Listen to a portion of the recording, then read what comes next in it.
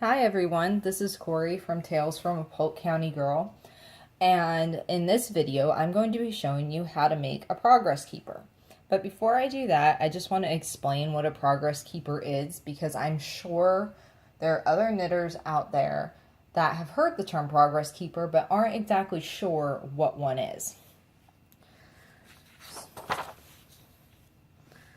A progress keeper is a little charm, usually on a lobster hook, that you put on your knitting. It's just looped through that stitch right there, and you use it to keep track of where you are in your project. A lot of knitting podcasters do this to show progress from week to week or from film to film, usually on hats, scarves, socks, cowls, shawls, anything like that.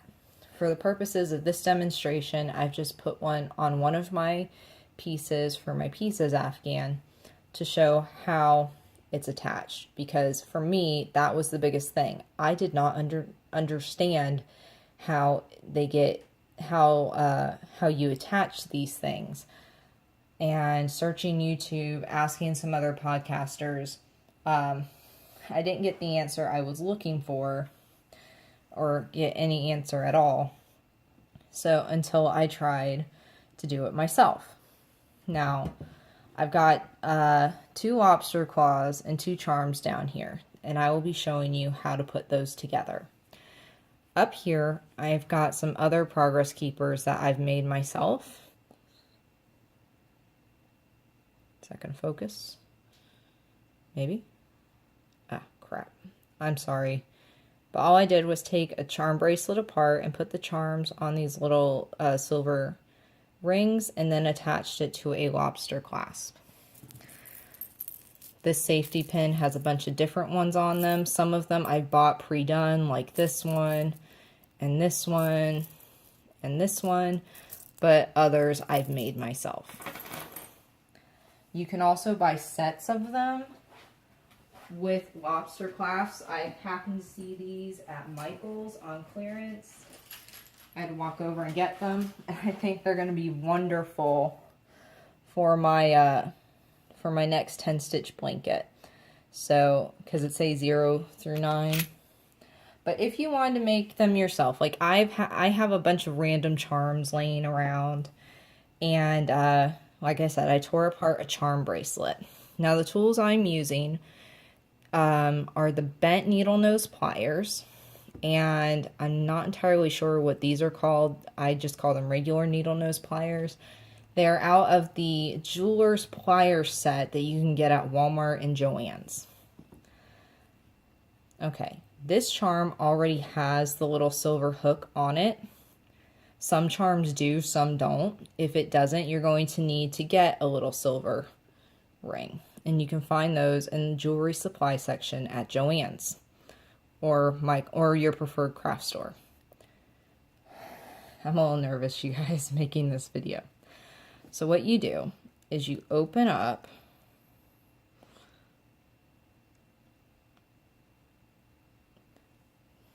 your ring like that, like so.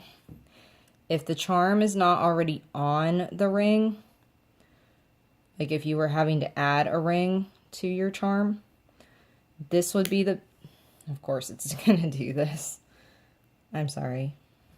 Please bear with me. My hands are shaking right now. I'm so nervous. Okay. If your charm did not have a ring on it, this is the point when you would add it to the ring, like so. Focus, like that. I'm really sorry about this, you guys.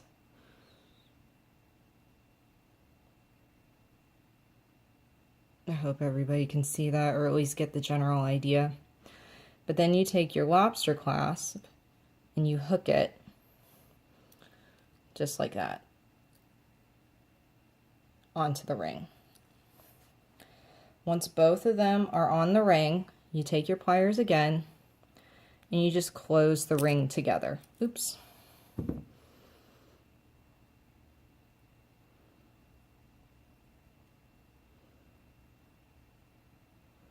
like that. Now, I personally like to tighten my rings a little bit. So I would just give it a bit of a squeeze wherever the two ends are. I would just put it between there and just gently squeeze them together. And voila! I've just made a new progress keeper for my collection. Now I'm going to do that one more time with another one in the hopes of things being in focus this time and not being so nervous. So same thing. I'm going to, I need to actually watch this and not the screen. Alright, so I've grasped the ring with both pairs of pliers and I'm twisting it apart like so. If the charm wasn't already on the ring, that is when I would add the charm to the ring. Then I will add my lobster clasp on there. Now, once they're both on there, you twist the ring back together. And I know I keep going off camera, but I can't see what I'm doing.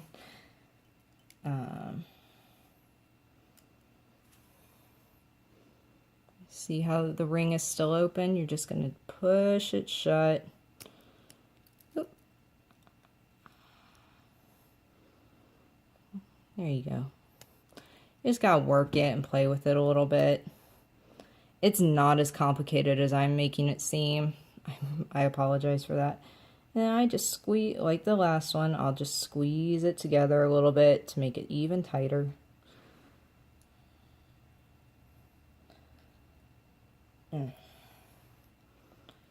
So, like that. Yeah, that ring isn't wanting to come back together real well.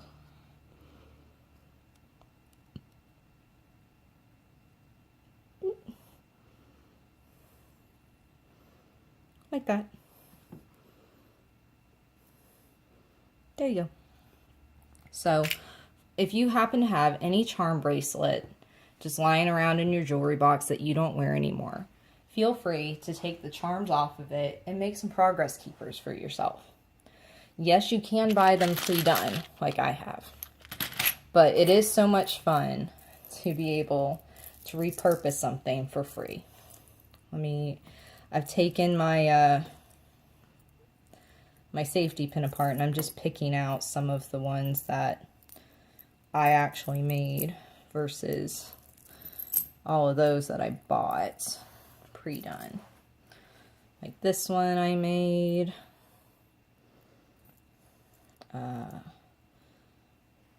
This one.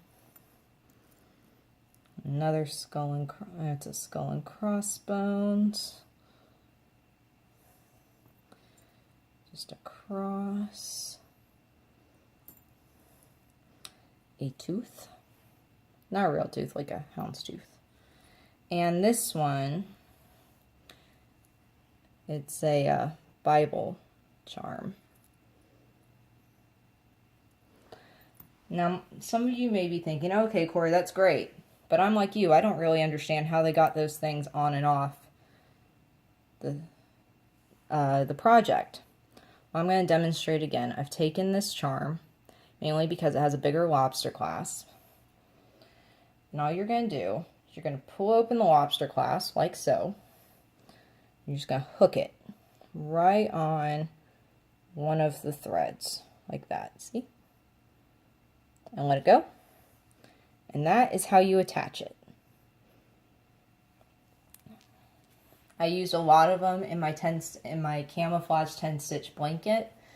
What I did with those was not necessarily marking my progress and how far I got, but every time I tied in a new magic yarn ball. That way I could see from in the middle where I had my first yarn ball just going around. I could trace the rounds to see how far a particular yarn ball got me in the project, and that was quite fun to me.